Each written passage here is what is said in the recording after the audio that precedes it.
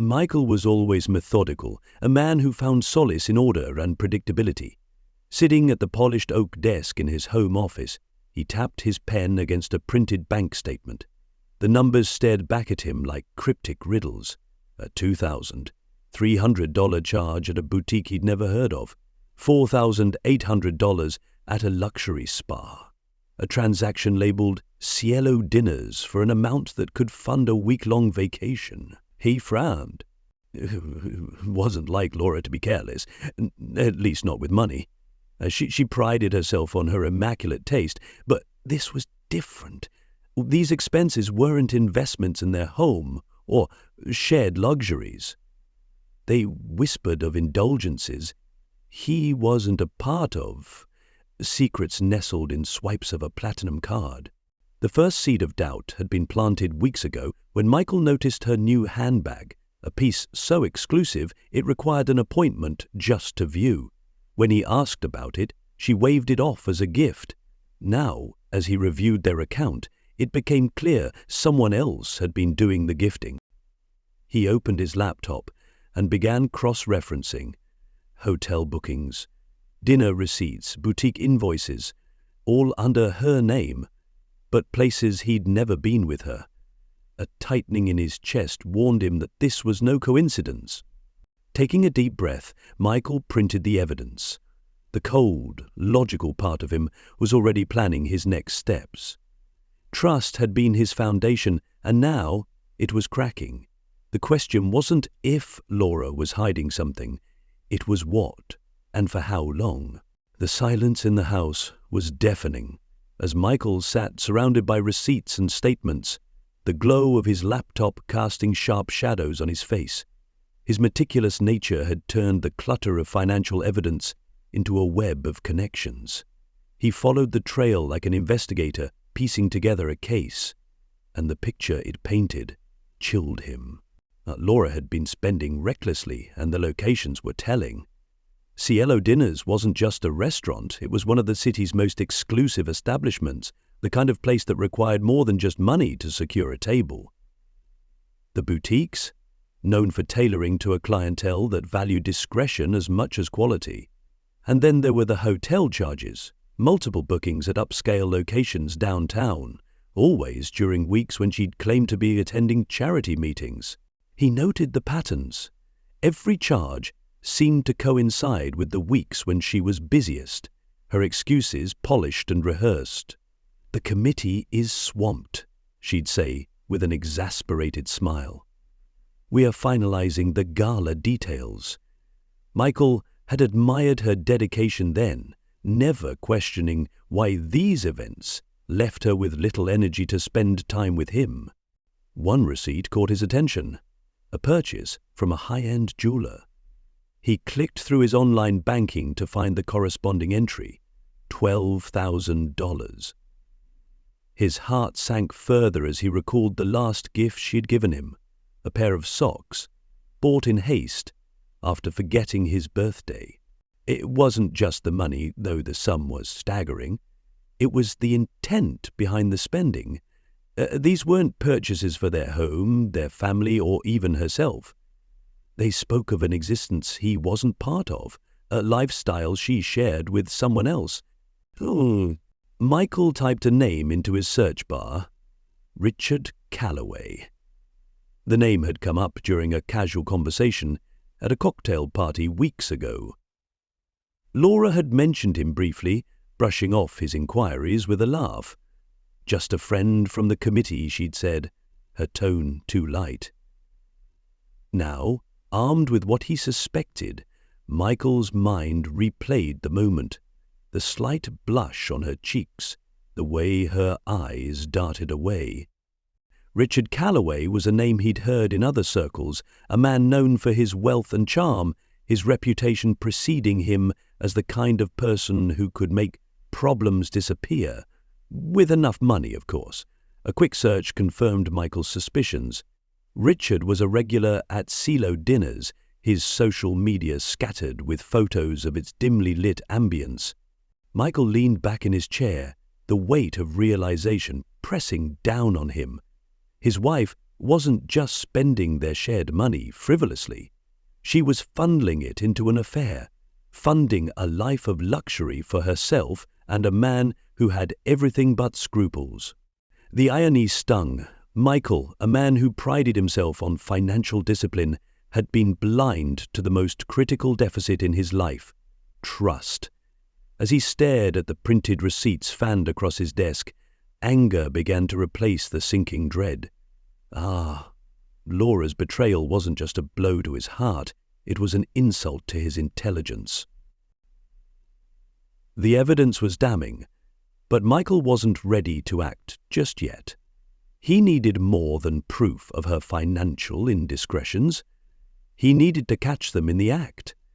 Then, and only then, could he ensure that justice would be served on his terms. Michael knew confronting Laura prematurely would only give her the chance to weave more lies. He needed to corner her with irrefutable evidence. With that in mind, he set out to expand his investigation beyond the receipts and statements. The house, usually a place of comfort, now felt like enemy territory, its every corner hiding secrets waiting to be uncovered. That night, as Laura laughed lightly over dinner about a charity event, Michael studied her with a new lens. Her laughter, once genuine to him, now felt like a performance. She mentioned a late meeting the following evening. He nodded, feigning interest while silently marking the date in his mind. He'd follow her. But first, he had to prepare. The next morning, Michael contacted a private investigator, a discreet professional whose reputation for uncovering affairs was matched only by his thoroughness. "I need full coverage," Michael instructed coldly. "Every move she makes. I want to know where she goes, who she sees, and for how long, and I need it fast." While waiting for updates, Michael returned to his own research. He scoured Laura's social media, a meticulously curated collection of smiling photos and glittering events. None of it betrayed the life she was truly living. However, her friends' posts revealed a few cracks. Laura appeared tagged in pictures at events she'd never mentioned to Michael. Smaller gatherings, intimate dinners. In one photo, she was standing next to Richard Calloway, his hand resting lightly on her back. The caption read, "The dynamic duo strikes again. Another fabulous night." Michael's stomach churned, but he maintained his composure. He downloaded the image, storing it with the growing collection of evidence. The private investigator delivered his first report the following evening. Laura had indeed skipped her supposed charity meeting. Instead, she drove to a luxury hotel where Richard was already waiting. The investigator sent photos. Laura, stepping out of the car in an elegant dress Michael had never seen before, Richard greeting her with a hand on her arm, their smiles easy, intimate. The time-stamped images detailed the evening with excruciating precision. They dined privately in the hotel restaurant and then ascended together in the elevator, disappearing onto the penthouse floor. Michael closed his laptop with a sharp snap, his mind racing. Every piece was falling into place, each detail tightening the noose around Laura's charade. He hadn't imagined it would cut this deeply, but the evidence left no room for denial. His next step was strategic. He reached out to his lawyer, a no-nonsense woman with a reputation for protecting her clients' interests with ruthless efficiency. "I want to initiate divorce proceedings," Michael said, his voice calm but resolute. "I need to ensure that everything she's taken is accounted for, and that she can't claim another penny from me." The lawyer advised him to gather more, and Michael obliged. He installed a hidden camera in their living room and synced it to his phone. If Laura dared bring Richard into their home, there would be no denying her betrayal. Michael was ready to confront her, but he wanted the moment to be as devastating as her actions had been to him. He wouldn't simply end their marriage, he would make her face the consequences of every deceitful decision she had made. The tension in the house grew unbearable in the days leading to Michael's planned confrontation. Laura remained blissfully unaware, her behavior increasingly careless. She hummed around the house, her phone glued to her hand, always angled away from Michael's view. She had no idea he was watching her every move. Michael's hidden camera had already proven its worth. Just days after he set it up, it captured Laura on a phone call with Richard. Her voice was low and syrupy, a tone Michael hadn't heard in years. "No, darling, he doesn't suspect a thing," she said, laughter following her words like a taunt. "I've got him wrapped around my finger." She lounged on the sofa, the camera catching every damning word. "Once the divorce is finalized, I'll have half of everything. That'll be more than enough to fund our future, don't you think?" Michael's grip on his phone tightened as he replayed the footage. Each word added fuel to his growing fire. Meanwhile, the investigators' reports continued to roll in. Laura and Richard weren't subtle anymore. They attended private galas and exclusive events together, their photos popping up in circles where Michael's presence had once been a fixture. Richard's opulence was on full display, his hand lingering possessively on Laura's back in every image. Michael knew the time had come to set the stage for their final confrontation. He meticulously laid out the evidence, bank statements, receipts, photographs and video footage on the glass coffee table in their living room. He arranged them neatly, ensuring every piece of betrayal was plainly visible. The camera angle, now an accomplice to his plan, was adjusted to capture every moment of the confrontation. The night came faster than Michael anticipated. Laura arrived home late, her perfume lingering in the air as she entered the house. "Sorry, another late meeting," she said casually, not even glancing his way. Michael, seated in his favorite armchair, watched her move about the room with the detachment of a stranger. "Laura," he said evenly, his voice cutting through her pretense. She stopped mid-step, finally noticing his cold, calculating gaze. "We need to talk."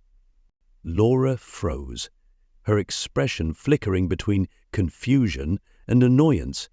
"Can it wait? I'm exhausted." Michael gestured to the coffee table. "I think you'll want to sit for this." She approached cautiously, her eyes landing on the meticulously organized evidence.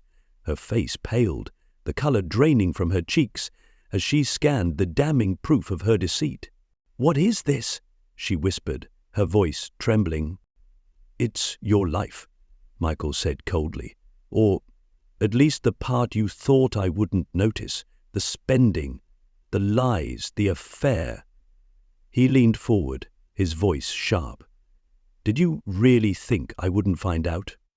Laura's facade crumbled. She stammered, reaching for the receipts, as if she could somehow erase the evidence by touching it. "Michael, I can explain." "You've done enough explaining to Richard," Michael interrupted, his tone icy. "This isn't a discussion. It's a conclusion." Laura looked at him, her expression shifting from shock to desperation. "Please, Michael, we can work through this." But Michael's resolve was unshakable. "No, Laura, you've made your choices. Now it's time for the consequences." Laura's initial shock morphed into a mixture of defiance and panic. She straightened her posture, her voice attempting a calm she didn't feel.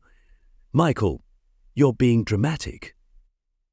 "You don't understand." "I understand perfectly," Michael cut her off, his voice like steel. "This is not a negotiation. I've already spoken to my lawyer. Divorce papers are being drafted as we speak. You won't get a single cent more than the law allows, and I will make sure every misappropriated penny is accounted for." Laura's mask slipped completely, revealing the cold ambition beneath. "You're going to ruin us both, Michael," she snapped, her voice dripping with venom. "Do you think people won't talk? Do you think Richard won't defend me?" Michael allowed himself a small, humorless smile. "Richard?" he repeated, his tone mocking. "He's a parasite who'll drop you the moment this becomes inconvenient for him. Do you honestly believe he wants a life with you? Or is he just enjoying the benefits of your generosity?" Laura's lips parted in protest, but the words didn't come. She knew Michael was right, though her pride wouldn't let her admit it. Her silence was enough for him. Michael stood, his presence commanding, and looked down at her. "I've worked too hard to build this life for us, and you've treated it like your personal piggy bank. But the most insulting part? You thought I wouldn't see it, that I wouldn't figure it out. You underestimated me." Her desperation finally broke through. "Michael, don't do this. I made a mistake, yes, but it doesn't have to end like this. We can fix this." Her voice cracked, tears threatening to spill. But Michael remained unmoved.